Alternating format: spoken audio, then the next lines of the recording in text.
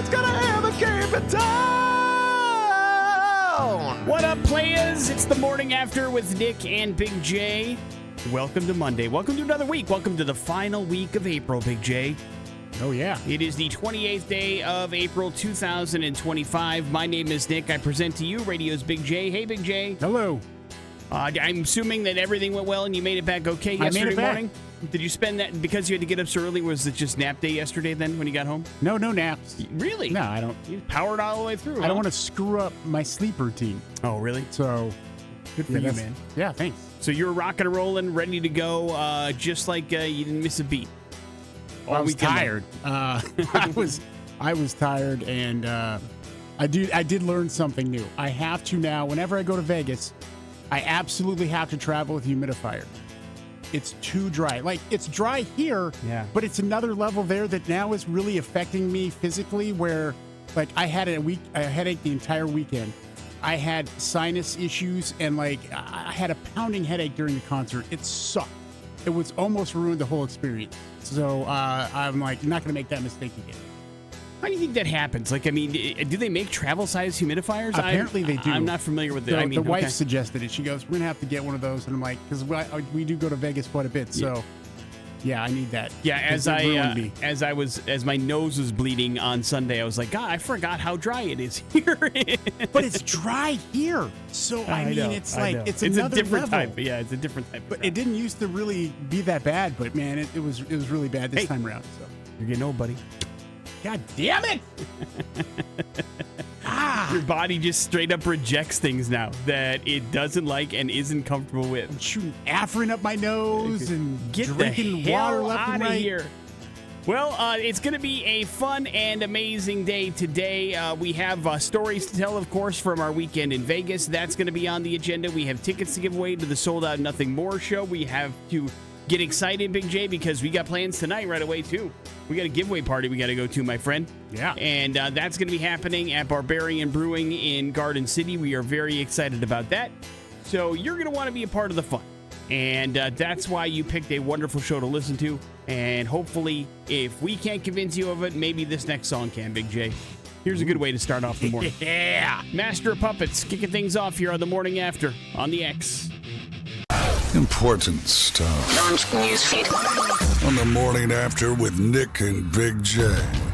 Well, Big J, the NFL wrapped up their draft over the weekend, and let's look under the hood when it comes to Boise State. Of course, we know that the Broncos had the number 6 pick when Ashton Jeanty went to the Las Vegas Raiders, Big J. That was a very big deal for him and, of course, his entire family and the Broncos organization, as a matter of fact. Then later on in the draft, the Broncos had another player taken, Big J. That was pretty awesome when the Detroit Lions ended up picking Ahmad Hassanian in the 5th round, 196th overall. And that was pretty amazing. He became the first Egyptian to be drafted in the NFL, Big J, so he's making some history. And then yesterday and Saturday as well, some Bronco players signed as undrafted free agents. So that's always nice. Safety Alexander Tubner ended up accepting an invitation to the Ravens rookie minicamp. He signed with them. Of course, Chuck Pagano's not part of that staff. He was a assistant for the Boise State Broncos as well, so he has an idea as to what Alexander could do. Offensive lineman Ben Dooley signed a contract with the Los Angeles Rams.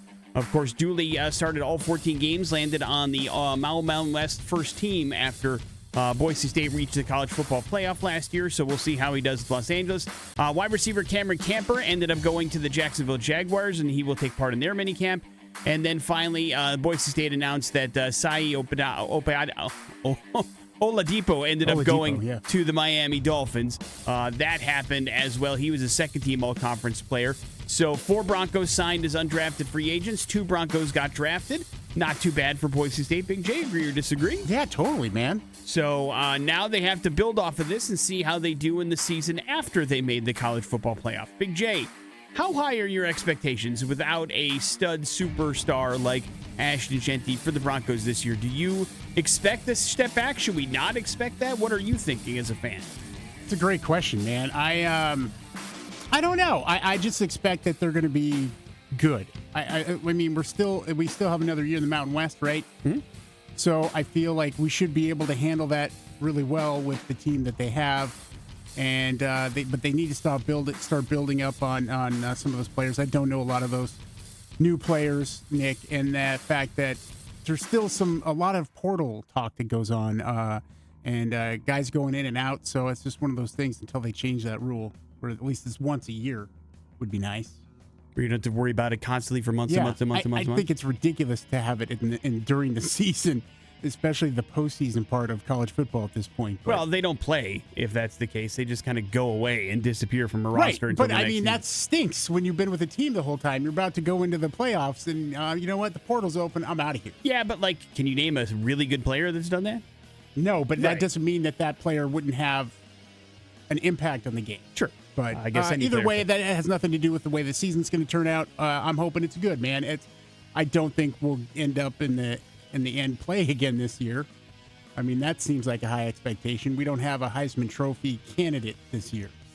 You never know what could emerge, however, Yeah. and so I would say there is, considering, yes, this is the last year in the Mountain West, and people think there's going to be bigger and better things ahead, I think there is a lot of pressure, or if they're not, there should be a lot of pressure on this program to follow up last season with something that looks like there's sustainability involved. Do you know what I mean? Yeah. Like if you take a huge step back, then where does the program go from there, you know? So, I mean, I know it's tough and it's tough to put those expectations on somebody, but I think you need to show out this year to prove that last year wasn't just a flash in the pan. Wasn't a fluke. And you need to actually make this into a competitive football program on a national level again. You've got everybody's attention. Now, what do you do with it? And we'll see. Big J, of course, you also know that Abdul Carter was the number 3 overall pick with the New York Giants. He's got kind of an ego on him, Big J, as most players do that get drafted that high in the NFL draft. And he was making announcements that what he wants to do is he wants to wear number 56 for the New York Giants to keep that tradition going. I laughed so hard. And it did not take long for Hall of Fame linebacker Lawrence Taylor to, a lot of people say, hey, that's cool. Like Michael Irvin's cool with people wearing 88 in Dallas. Lawrence Taylor's like, no, you cannot have my number, bro. I just pictured Lawrence Taylor from Any Given Sunday. His character. I'm like, that's just, no. I mean, you're dumb for asking. It's not just any player's retired number. It's Lawrence Taylor. Yeah, there are a few players out there. There's lots of players that have retired numbers. There's a few players out there that change the way an entire side of the ball is played. And Lawrence Taylor is one of those players. He made a huge impact, not just on that team, but also on the NFL in general, both on and off the field, Big J, let's be honest. Well, I don't know about that part. But he made it clear Kids don't do crack. That if Abdul Carter wants to make an impact in the NFL, he'll have to do so making his own number great and not one that he already made great with 56. I mean, that's hell of a retort. I think that he's not on his good side. Not only does he say no, he put him in his place. Yeah. Hey, kid, do something first, and then we'll talk. Sinners is the number 1 movie at the box office, Big J, making $45 million in its second weekend. It has now made $122.5 million domestically, and the word of mouth isn't slowing down. The more people see it, the more people tell you how amazing that movie is, which reminds us you can check out the Morning After the Movies podcast on Sinners, which is available now wherever podcasts are sold or listened to or downloaded. The surprise number 2 movie, I guess it really wasn't that much of a surprise, but a surprise for the people that made The Accountant 2 anyway. Star Wars Episode 3, Revenge of the Sith, the 20th anniversary re-release of the movie where, Anakin actually turns into Darth Vader. Spoilers. Ended up at number 2 for the weekend with $25.2 million. They were expecting anywhere from $45 to $50 million for The Accountant 2. It did not do that, about half that, as a matter of fact. $24.5 million for the movie starring Ben Affleck. Not great at the box office. A Minecraft movie came in 4th, another $22 million for that film, and Until Dawn 5th.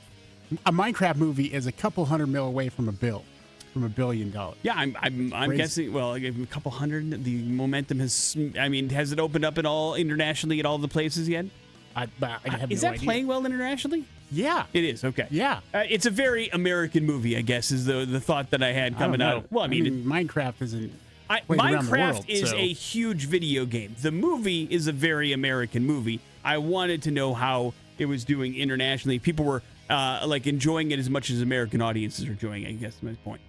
Morning After with Nick and Big J. There's your first round of important stuff. It is the X Rocks.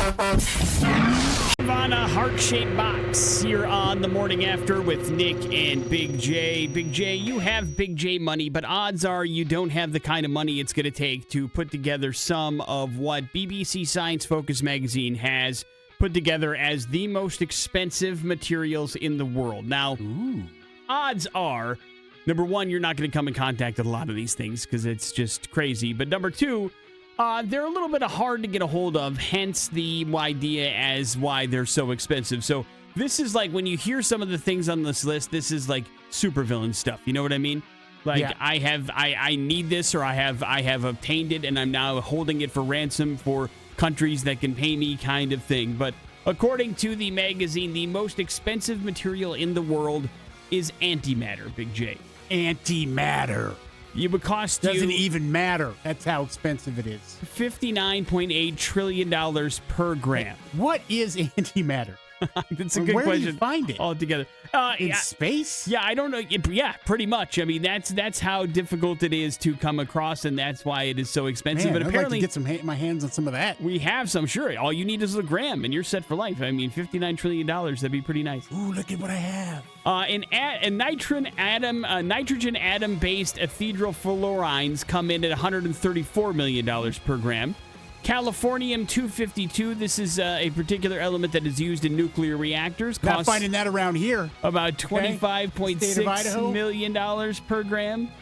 Get out of here with your Californium. Samples of the asteroid Bennu are valued at $9.6 million per gram. Red diamonds, emeralds, rubies, and sapphires also made the list. They are about $483,000 per gram. Helium-3 also included, Big J, costing $96,000 per gram. Now, the magazine does note in this elaborate article, kind of listing off what these things are and how hard they are to find, that since a lot of the substances aren't traded as like commodities of any kind, the price estimates, of course, can vary widely. So this isn't an exact kind of like pricing list or anything, but It is interesting to know what are the most expensive elements and things to get a hold of in the entire world. And now you know, Big J, that you want antimatter. There's no such thing as a person that has $59 trillion, at least yet, so you wouldn't be able to sell it to anybody. That would be part of the problem, I would come think. down to my price a Okay, little. that's nice of you. Yeah. That's very nice of you. So what are you thinking about selling your antimatter at? Is it like the Temu version? Are we talking like a really big deal or what? Well, yeah, I mean, if somebody can't afford, sell it for a couple billion. Okay. All right. Be all right. I mean, that's a pretty steep price decrease. Tell you what. Well, it doesn't matter if nobody can pay for it. It's the kind of business you run, though. Yeah. You think of the common person. And I'm trying to think about me actually getting paid. How are you obtaining the antimatter? Not really your problem. More, how do I cash that check? Morning After with Nick and Big J. Coming up in a few minutes, we got an opportunity for you to learn about dinosaur bones. How much more do you need to stick around? It's next on the X Rocks. Here's traffic.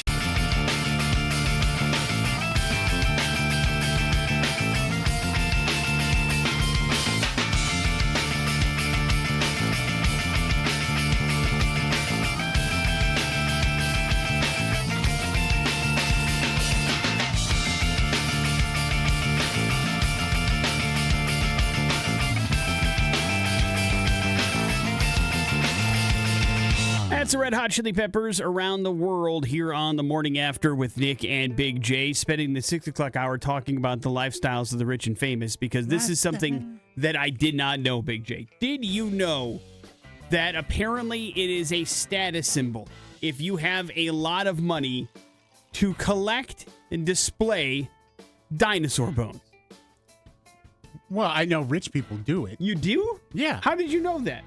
Well, The Rock does it. He does. He's got like a Tyrannosaurus Rex's skull in his house, and so whenever he does interviews and Zooms, it's always in the background. Okay, then that's, because I guess I haven't seen that, but apparently that's a thing, and it has become a problem, at least according to the Carthage Institute of Pathology. These are the people that keep track of all of the dinosaur bones, specifically when it comes to Tyrannosaurus Rex specimens.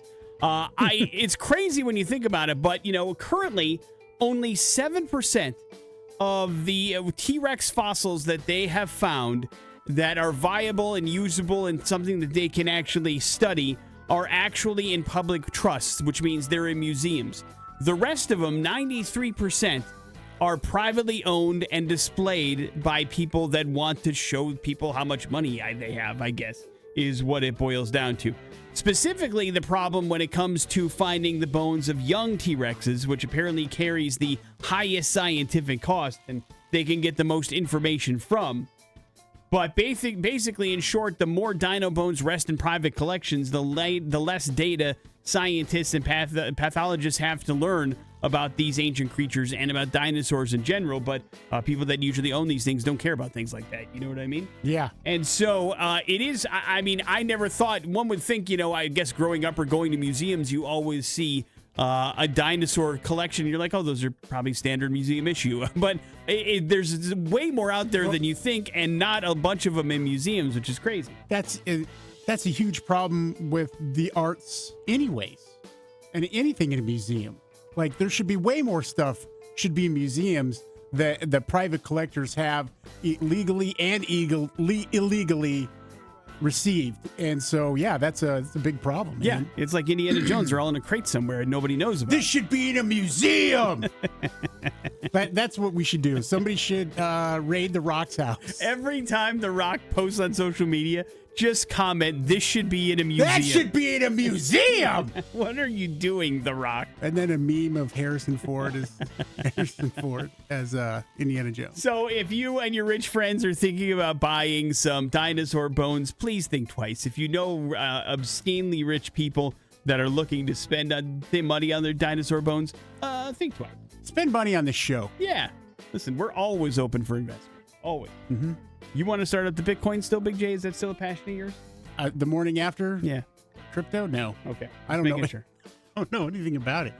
I barely can get into my your own vault crypto or wallet. whatever it's called. Morning after with Nick Prison and wallet. Big J. There's your dinosaur update. We got ourselves some important stuff. It's next on the X.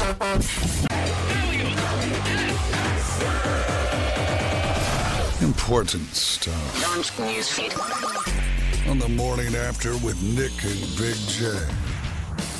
Hypothetical for you, Big J. Okay. Ever walk into a room and then go, why the hell did I walk in here, man? Oh, yeah, all the time. You ever play a game called Pop Culture Smackdown and know the answer and go, man, why can't I bring up what this answer is? I can see it in my face, it's in my mind's eye. Yeah, that happens all the time. We call those brain farts, right?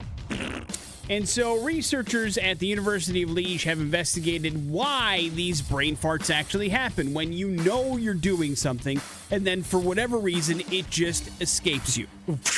Gone. And discovered that maybe, just maybe, our brain is taking what they're calling mini naps, Big J. The team found that essentially what's happening is your mind is having a straight up blackout. It would be similar to micro sleeping. People report experiencing these brain farts between 5 to 20% of the time while performing something that they would consider to be a typical task. Yeah, mundane. Those with ADHD experience mind blanks more frequently. The aim here is to start a conversation and see how mind blanking relates to the other seemingly similar experiences, like meditation, and if there's anything that we can do to help our brain from going on these particular naps and causing these brain farts.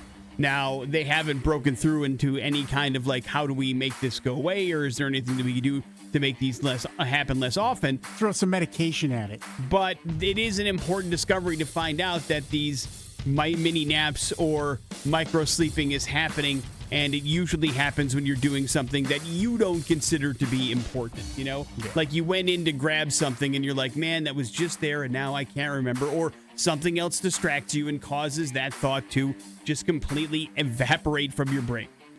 And they're hoping to figure it out from there. Big J, it was a rough weekend for Shedeur Sanders. He was believed by many to be the second best quarterback in the draft. The problem was the people that believed that weren't GMs for football teams. And so it became a fall that probably is one of the biggest in history. Although then again, it kind of depends on where people had him on their draft board. You know what I mean? It was a pretty big slide, though, for somebody that was supposed to go in the first round. Ended up finally getting picked by the Cleveland Browns. late on Saturday with the 144th overall pick. So it took a while before they got there. Now, if you believe some head coaches, like Sean Payton has literally kind of been the one that was, I guess, willing to admit it, saying that he didn't want him on his team because he believes that he's got a chip on his shoulder. And there are other teams that believe that he just was too overrated and didn't perform that well from the transition, where he looked great at Jackson State, but then not so great at Colorado. And so against better competition. And so what is he going to do come the NFL? And that rang true. Other things were kind of going through and actually, being kind of like thrown around. Who knows what the reasons were? The point is, he slipped until the 5th round. The Browns have got an interesting quarterback room and a scenario going on there. Where they have Joe Flacco, they have Kenny Pickett, they have Deshaun Watson, and then they took Dylan Gabriel in the 3rd round, the rookie out of Oregon, as well as Shedeur Sanders now. So 5 quarterbacks on the roster. Certainly 5 aren't going to make the team. So the question goes, is Shedeur Sanders the odd man out? I mean, he's going to have to show up and show out. If he has true first-round potential, he'll show it. That's all there is to it. Another reason that was floating around was, his dad wasn't helping things a lot, saying like he might pull an Eli if he doesn't like the situation that he's going to. Well, and there was all these reports things. that he was sandbagging interviews. Dable from the Giants said their interview process wasn't great. Right. So that might have had something to do with it too. But I mean, I think all of those things probably played into a factor of what happened. And if he's got the talent, we'll see it. We'll see it. I mean, but now, the team has no obligation to keep him around. He's a 5th-round pick. He's not guaranteed money or anything like that. So if he doesn't do what you want him to do in minicamp, you can cut him, and that's it. But, bad enough that you're sliding out of the 1st round where you think you're going to go into the 5th round. And then you get, most of these athletes have a special phone that they have for draft day that only select people have the number for. Oh, this is terrible, though. This is bad. He gets a prank call from somebody that claims to be an NFL GM that they're going to draft him, and it turns out to be a prank. And that's not great. It didn't take long for the NFL to figure out who made the call. It ended up being the 21-year-old son of Jeff Ulbrich. Now, Jeff happens to be the defensive coordinator of the Atlanta Falcons. It seems that Jeff's son saw Shedeur's number on his dad's iPad and thought it would be funny to make a draft day prank call.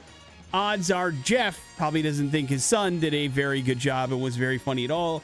And who knows what's going to happen. But that is dirty pool, and I can't co-sign that. That's messed up, man. Yeah. I mean, it's whether you like him or don't like him or you think he's cocky or whatever, to be messing around with somebody's head like that, I think is just like on probably one of the worst days of his life. Probably not a great, thing to do. Yeah. No. So not cool, but they figured out who it was and why it was there. Big J, the Rock and Roll Hall of Fame has announced its class of 2025. Are you ready to hear who got inducted? Yeah, baby. Bad Company in on their first nomination. Chubby Checker, would you like to do the twist? Gets in on his first nomination. Joe Cocker, he has passed away, but he is in on his first opportunity. Cyndi Lauper's going to get in. Outkast is going to get in. All right, Bombs Over Baghdad. Soundgarden is getting in the 3rd attempt, and the White Stripes are getting in on their 2nd attempt. I think it's a good class, man. Salt and Pepper and Warren Zevon get into the Musical Influence Award category, and then Tom Bell, the producer, Nicky Hopkins, the keyboardist, and Carol Kane ended up getting in on the Musical Excellence Award. So the question becomes, who didn't get enough to make it in, right? Yeah. Well, Oasis, this is now their 13th time trying to get in. Darn. They're not in there. Joy Division and New Order did not get in. Mariah Carey did not get in her 9th attempt. The Black Crowes did not get in on their 8th attempt. Billy Idol did not get in on his 3rd attempt. Crazy. And Big J Fish, despite finishing number 1 in the fan vote, by a long stretch. What good is the fan vote? It's a wonderful question to ask. What the hell? Will also not get in to the Rock and Roll Hall of Fame. So that's your class is pretty good, I would say. But yeah, it is questionable as to what the hell the point of the fan vote is if you don't get in. Outkast over Billy Idol? I don't know about that. Well, I mean, listen, I think it depends on the kind of music you're a fan of. One would argue that Outkast probably has made a bigger impact in the world of hip-hop than Billy Idol did to the world of rock, but you can fight that battle if you'd like. Morning After with Nick and Big J. There's your important stuff. How about we have an opportunity to go to hell? That's going to happen next on the X Rocks.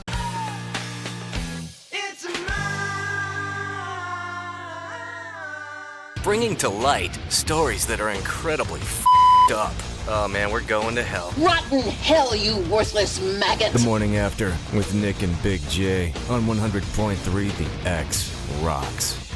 I've got a scenario for you, Big J. Oh, man. Scenario it up. And you're going to kind of draw some parallels to this weekend with this. But let's say, Big J, you and the wife decide to go on a romantic getaway, okay? Okay.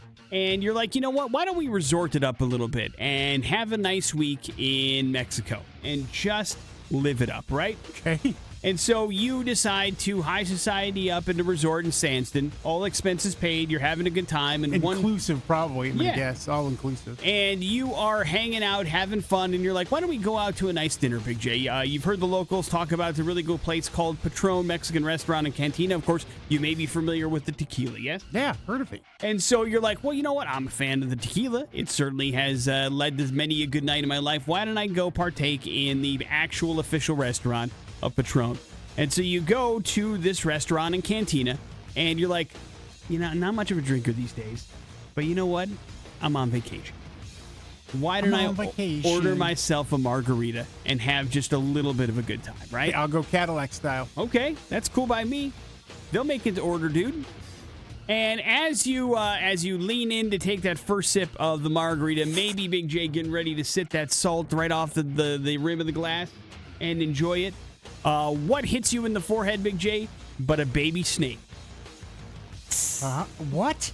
Yeah, a baby snake. A baby snake. It should be a worm. Nope. Not a baby snake.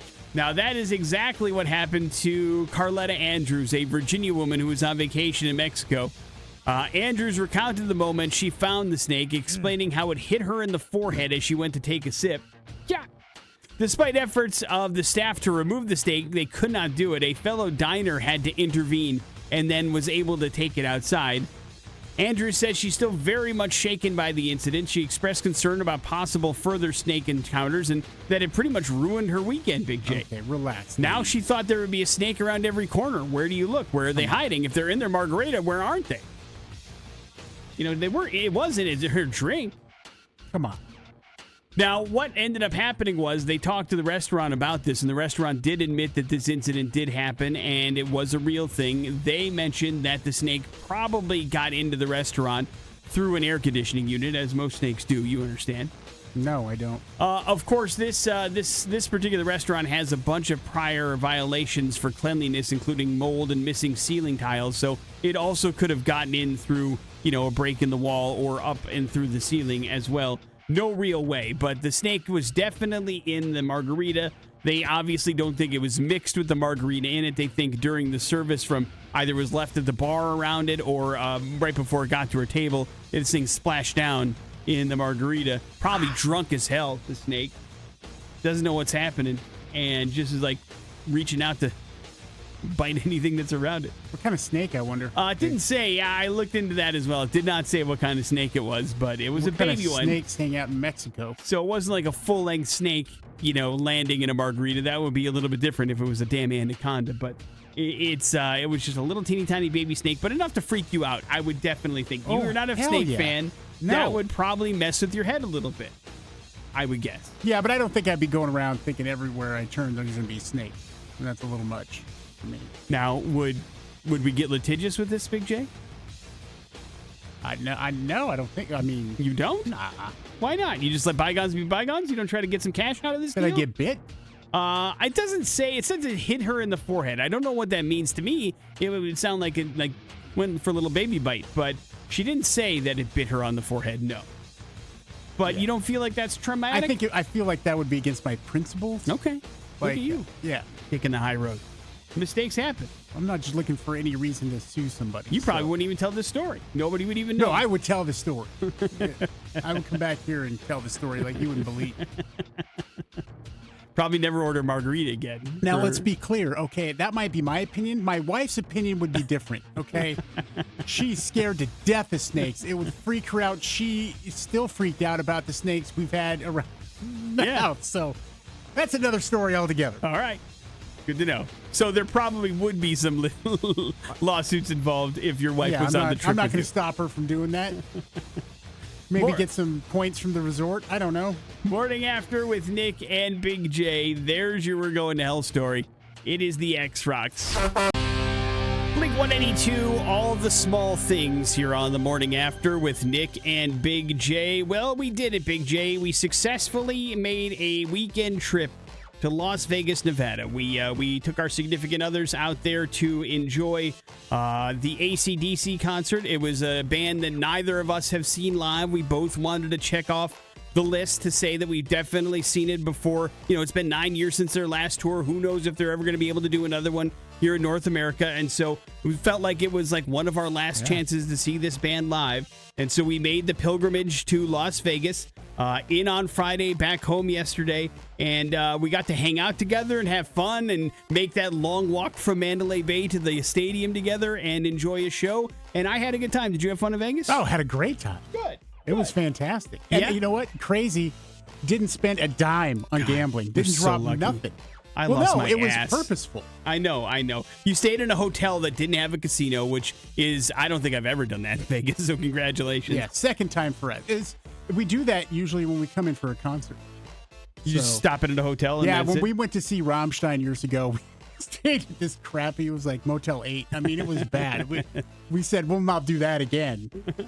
So this time we stayed at a much nicer place that didn't have a casino. High society ended up. Yeah. It was definitely an expensive weekend because it was a sold-out show at Allegiant Stadium, so we got to see the home of the Raiders, and where Ashton Genty is going to be calling home for the next several years. So that was cool. It's a beautiful stadium, of course. And the way they have it kind of set up is it's kind of difficult to get in and out of, or there's really like one way in, one way out. You have to essentially go to Mandalay Bay and then hoof it over the freeway to the actual stadium and then kind of go from there and figure out where you're going. But once you're inside, it's beautiful. Yeah. And it was a really nice setup for the show, and I enjoyed myself. Did you have a good time at the show? Yeah, I did. I really did. Well, I mean, we had nice tickets. We had nice seats, and we were in the Twitch lounge, and we were in the Modelo Lounge on the other end of the stadium. And I'm going to tell you right now, if you're going to go to a concert, and this is not something you do very often, or it's an experience for you,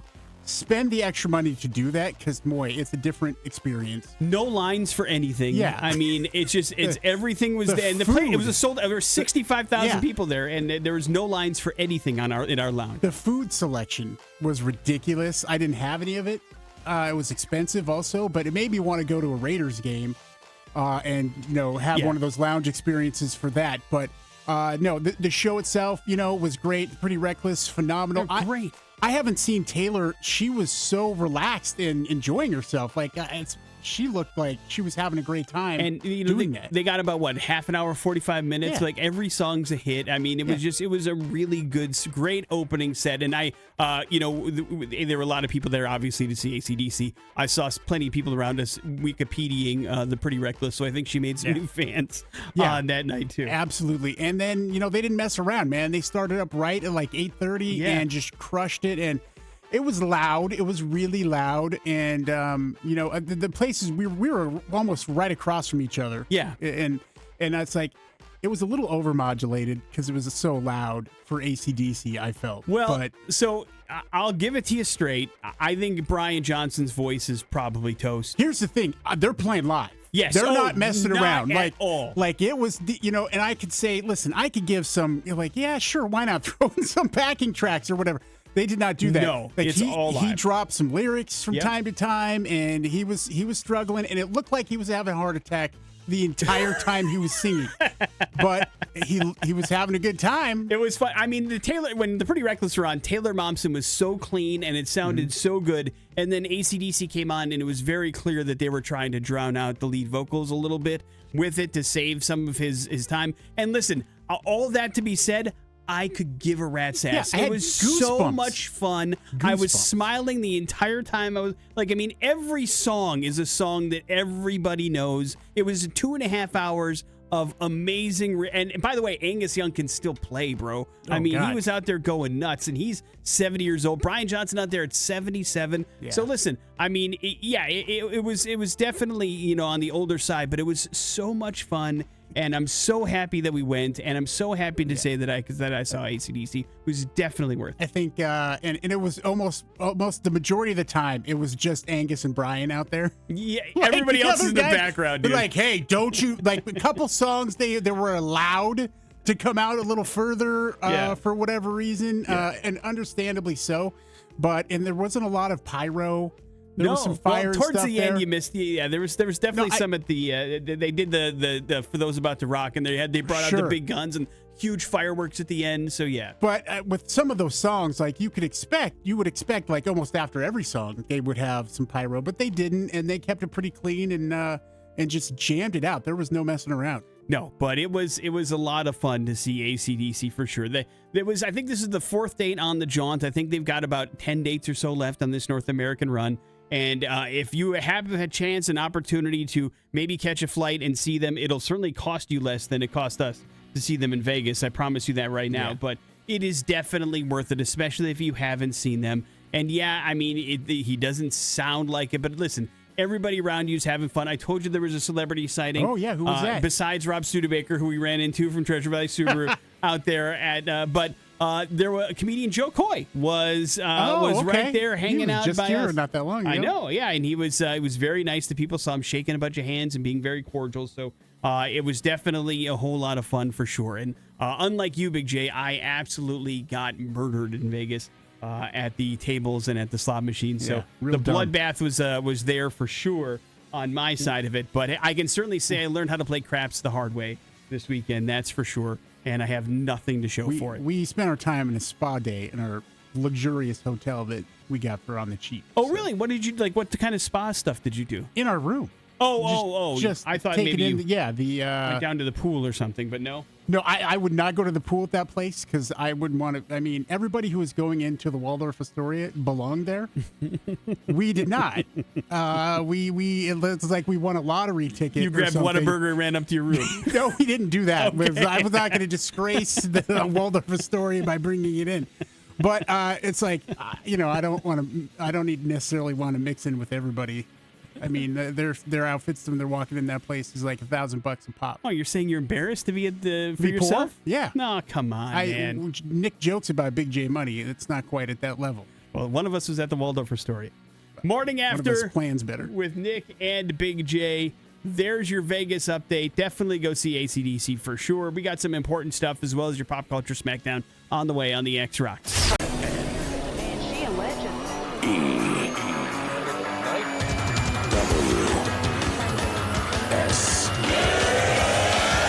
Important stuff. What's going on in the news today? The morning after with Nick and Big J. We did it, Big J. Congratulations. Way to go, my friend. We have stuffed the internet and social media with so much misinformation and false information that now it is official. The vast majority of Americans don't believe anything they read, no matter where they read it. Americans believe about 41% of the content they consume online in any way, shape, or form. And it doesn't matter what side of the aisle you're on or what article you're reading, you're just not believing it. Now, according to the Talker Research poll, a lot of people blame AI for these particular things, but as they dove deeper, I mean, listen, man, you can blame AI if you want for maybe coming up with that original content. It's the people that are experts are supposed to be people that you are supposed to trust or that you choose to trust. It's the people that you choose to get your news from. If you are getting it from them, that you take it as fact and they're spreading it as it, and then they're telling you that the other people are telling lies. It just, all it does is it's a breeding ground for echo chambers and misinformation, and you can say the craziest bleep in the world, and if you do a Google search, you'll find somebody else just as crazy that is willing to confirm you, and that's all we really need. Then you stop. You don't go any further. Some crazy person in Florida also said what I thought, therefore it's true.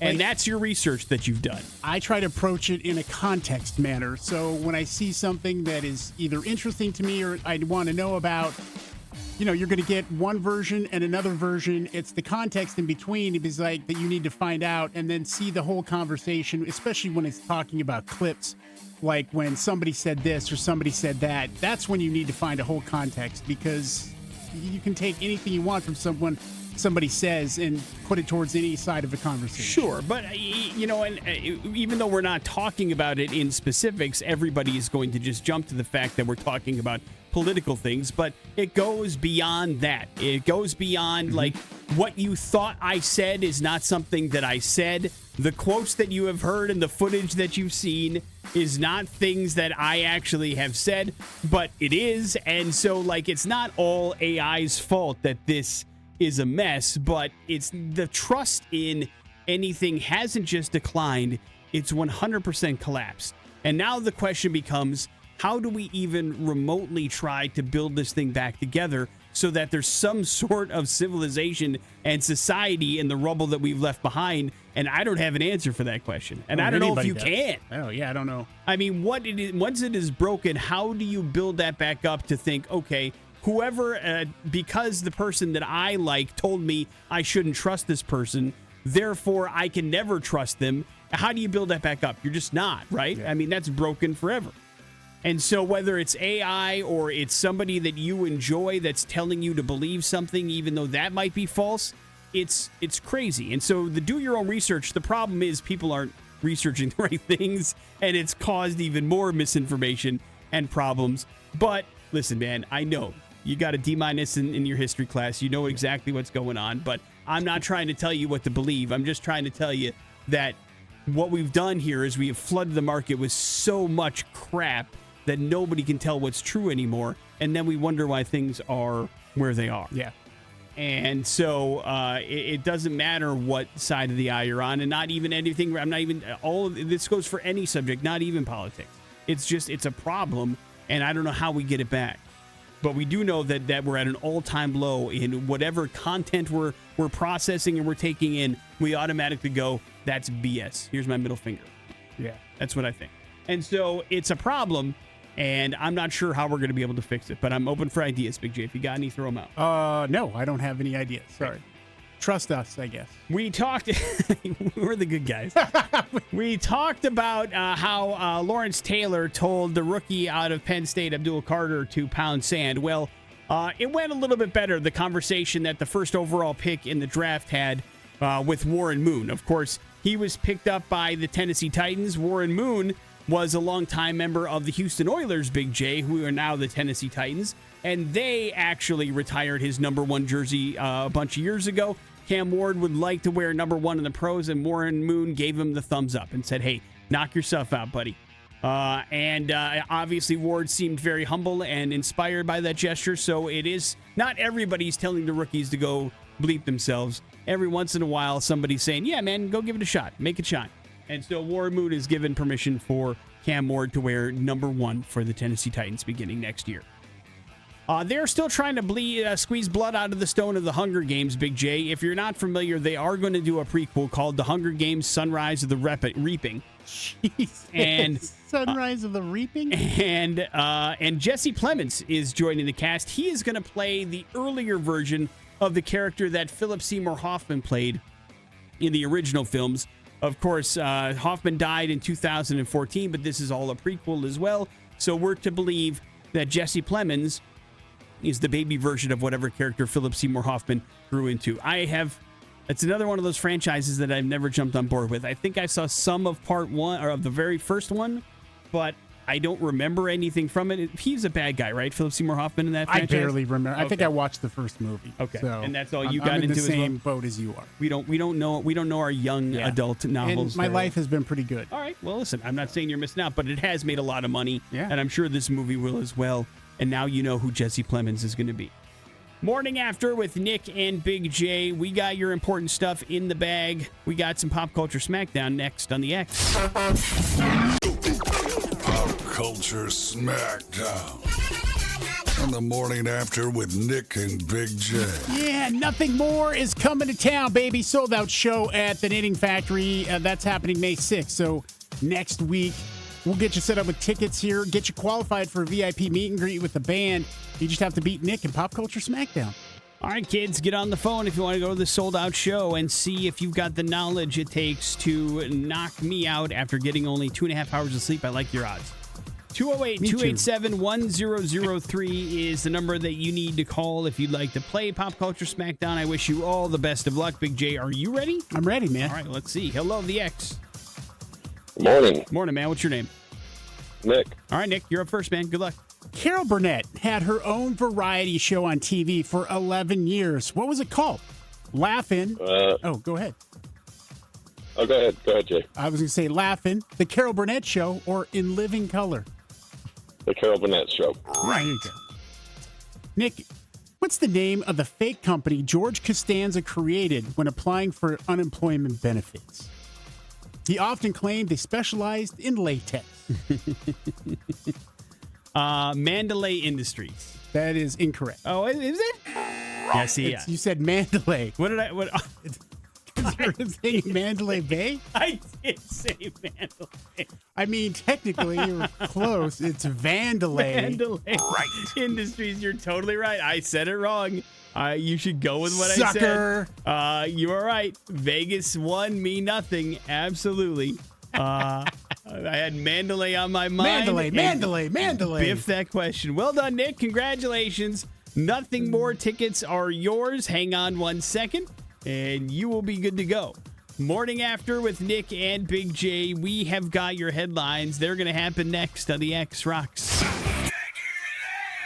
That is Rob Zombie. That is Dragula here on the Morning After with Nick and Big J. Big J, the sun is out. It's a beautiful day in the Treasure Valley. Feels like a pretty good day to give back, huh? Yeah, that's right. It does. And today is the first day for Idaho Gives. It started at midnight and will continue through May 2nd, so through Friday. And it's a really cool thing. And, of course, we here do our best to shed light on all of those, community-driven charities that we love. I mean, for me, it's the Alzheimer's Association of Greater Idaho, but we've twice for I mean, you name it. The Walk for Autism, Nick. I mean, just there's so many. Camp Rainbow Gold. The list goes on, and all of those organizations are in an easy-to-find place today if you would like to give back at idahogives.org. The cool thing here is these organizations also get some extra benefits and prizes for participating. So from $250 all the way up to $500, depending on the situation and the donations. The company that receives a donation from the furthest away gets a nice $500 prize, Nick. That will go a long way, regardless of whatever it's for. There's just a lot of neat charities. And if you go through, you'll just be blown away about all the different opportunities that one has to give back, and maybe something that really touches your heart and be like, you know what, I want to volunteer for an organization and take it another step. I mean, I think to me, that's the one thing you can do if you don't have a lot of money to give, is to give your time and energy to a cause. Yeah, and props to the people that put together Idaho Gives. It's number one, it's a great way for us to give back to the community, and they do a really good job of making sure the nonprofits get their voices out today and try to kind of, push people to donate, because, if they hit marks, they can get bonuses and all sorts of stuff. But also, one of the things that I have enjoyed about Idaho Gives Day is, they have a great searchable function on their website. You go and you kind of pick a topic that you want to give to, and there I would have been introduced to 5 or 6 nonprofits that I didn't know existed here in the state of Idaho, just because I'm not actively searching this stuff out. I have one that I like, but then sometimes I see stuff like when I was looking up autism, I found out there are 5 or 6 charities, one that work specifically with water therapies and horse therapies and animal therapies, and Sweet Lola's Candy Shop is how Idaho Gives is how I found out about that place. And I absolutely love that candy shop that helps employ disabled people in the Treasure Valley and gives them a place to grow and learn and actually work in the community. And it's a wonderful way to educate you about some of the wonderful nonprofits that are around the state and around our neighborhoods that maybe we don't know about because they don't have the big bucks to throw up, a big, gigantic event, and it could be something that speaks to you. So not only is it a great way to give to a charity that you absolutely know exists and you love, i.e. the Humane Society or whatever, not telling you to pick the little ones. I'm just saying it's a great way for you to learn and go, wow, there's also an animal shelter 2 blocks away from my house. I had no idea it existed. These are things that kind of help you educate you as well, that maybe, as Big J was saying, a little bit closer to home you can volunteer with or give a little bit of extra time with, or also donate to, because you don't have to, pick just one. You could donate to a lot, and every little bit helps. So think about it. Yeah, I mean, and it's crazy, too. You mentioned that you can search by cause, you can search by county that you live in or county that you want to go to. It's really amazing, and I think it's, year 8 or 9 of this. At least, yeah. I mean, it's been going on a while. It's a really special thing, and you should take part. And we'll, if you want a better, clearer way of how to get there, hit up the Morning After Facebook page here in a few minutes. You'll see a link. Beautiful. And yeah, as Big J mentioned, Idaho Gives used to be a day, but now it's a whole event. So you have several days to knock this out of the park and donate to the cause or causes that are important to you, your heart, and your beliefs. Morning After with Nick and Big J. There's your Idaho Gives update. Coming up in a few minutes, we got ourselves some bad impressions. That's next. Impressions. So far, I'm not impressed. On the Morning After with Nick and Big J. Yeah, let's hook you up with some tickets to a metal show, Cradle of Filth, coming to the Rev on May 20th. So we're going to get you set up with these tickets. Really easy here. You just solve the clues of bad impressions, and they're yours. All right, here's our phone number, 208-287-1003. You call it right now if you'd like to play the game. Big J will give you 3 clues. Now, that's going to point you, hopefully, in the direction of somebody that is pretty famous, or in this case, I guess, a fictional character, right? Yep. Oh, no, this is a real character. It is? Well, I mean, everybody knows him by this. But it's not the real name. It is a character. No, but... Yeah. Right? Sure. Okay, just making sure. I would say most people wouldn't call him by his real name. Right, but he has a real name. Yeah, he does. Yeah. So, it's like, whatever. 208-287-1003. If you can figure out who it is in 3 clues or less, congratulations. It's you going to check out Cradle of Filth. Big J, are you prepared? Yeah, some people will probably be shocked that he has another name. Hello, the X. Yellow. Hello. Hi, who's this? Hello? Are we having problems? No, I think they handed off the phone. Hello? Multiple. Hi. What the hell is going on? Who is this? It's Will. All right, it's Will. All right. Ha! I had my own Playhouse TV show. Mickey Mouse. Nope. Close, though. Ha! I had my own Big Adventure. Oh, Pee Wee Herman. That is correct. Good job. Little Kermity, but I mean, I understand where you're going. I with mean, it. he sounds like Kermit. And what was clue 3?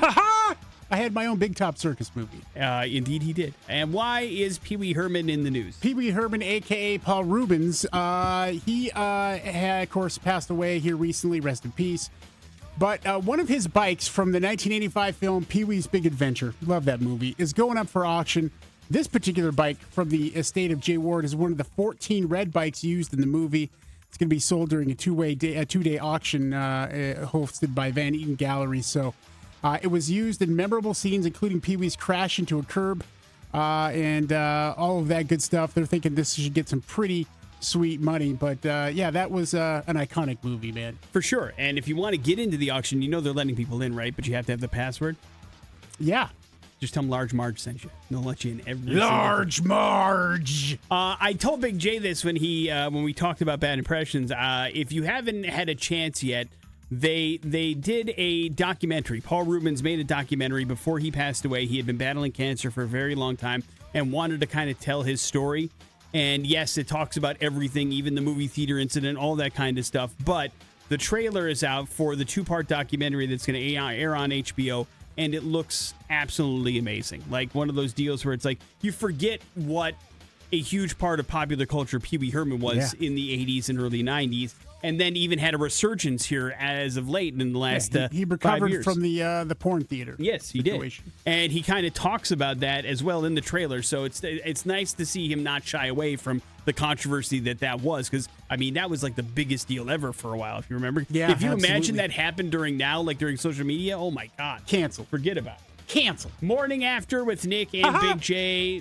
There's your bad impressions. We wrap up the show here next on the X Rocks. Spirit Box, Perfect Soul here on the Morning After with Nick and Big J. That's going to wrap things up for this Monday, y'all. Thanks for hanging out with us. We got to recap our trip to Las Vegas together to go check out AC/DC as they played a sold-out show at Allegiant Stadium. We had a really good weekend in Vegas. We also had a chance to give away some sold-out Nothing More tickets, some Cradle of Filth tickets, and of course, we even had a chance to talk about how if snakes fall in your margarita, what you should do. So I believe that's a complete Monday show. Quick reminder, we have our big giveaway party tonight for Sonic Temple. We are very happy to be taking over Barbarian Brewing in Garden City. We're going to be doing that from 5 to 7. The giveaway is going to happen around 6. If you're pre-qualified, make sure you're there by then. And if you haven't qualified yet, we are going to give away a few slots tonight to get in on the bingo games to win our prizes. There's a bunch of them that are going to be giving away, including our grand prize for Sonic Temple. So get on out there after work, enjoy a beverage, and have yourself some fun. They're going to have some food trucks out there. We're going to have a big old giveaway party tonight at the Barbarian Brewing in Garden City, right off of Chinden. So make sure you join us out there for some fun. Big J, that leaves you with the floor. Yeah, Tom Cruise must be taking part in the Morning After the Movies podcast, Nick, because this weekend he ran his ass right out to the theater to watch Sinners and agreed with us that it was an amazing movie, an experience that should be seen in the cinema. I can only gather from that information that he is a listener of the Morning After the Movies podcast. I mean, we did definitely recommend it. I do believe at the end you did wrap it up and say, Tom, if you're listening, please go see this movie. I know you haven't yet. I always do. Yeah. I mean, it doesn't matter whether we like it or not. Big J always recommends Tom Cruise goes to the theater and checks out the movie. Say, run like you run in the movies. Just book, haul ass to go see that movie, please. But yes, the Morning After the Movies podcast available wherever podcasts are downloadable. Subscribe to it and check out all of our reviews because we got Thunderbolts on the agenda for this week. So we're excited to get back into the Marvel universe for sure. Morning After with Nick and Big J. That's it for us. We will see you tomorrow. Jason Drew's up next. It's EX Rocks.